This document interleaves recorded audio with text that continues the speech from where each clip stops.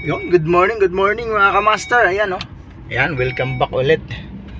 Ayan, medyo matagal tayong hindi nakapag-upload mga kamaster kasi nasira yung cellphone natin. So ayan, kasama ko ngayon si Volvo. Ayan oh. So magaan lang yung natin ngayon. Schedule for today's video. Ayan. May mga lakad lang kami, may kukuning mga requirements yung ibang mga kasamahan namin. Tapos yun, may lakad kami ni Justin, mga bank errand saka permit.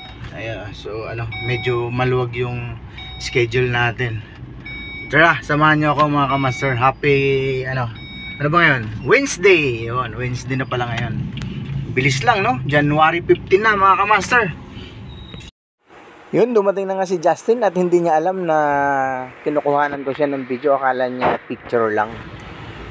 So ayan, nandito na nga kami sa City Hall ng Mandaluyong para kumuha ng mga requirements nila. So ang kukunin lang nila dito ay sedula. So mabilis lang ito. Dadrop ko lang sila dito at ako iikot lang no, mga ka-master. So babalikan ko na lang sila mamaya-maya.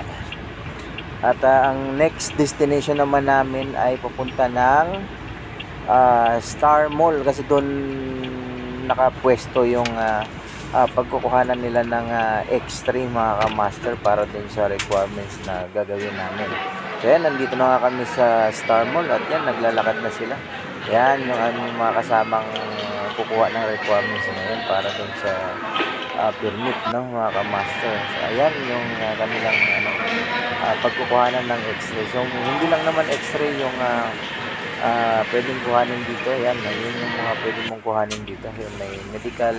So ang next destination namin ni Justin ay dito sa Barangay Bel Air sa Makati mga ka-master. So meron nga siyang tatapusin na dito, barangay permit no.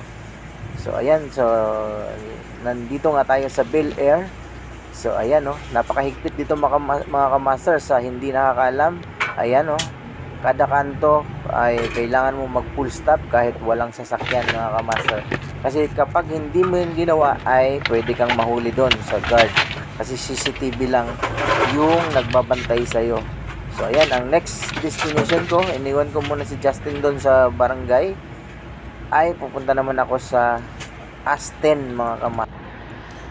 Yan, sa mga nagtatanong pala, may nagtatanong mga ka-master kung bumalik na daw ba ako sa Grab. So hindi pa at medyo matatagalan pa ako kasi happy pa ako dito sa aking trabaho ngayon mga ka-master. So yan, nandito na nga tayo sa lobby ng Aston at hinihintay na lang natin yung approval nung admin para kuhanin na natin yung ating RFID mga ka-master.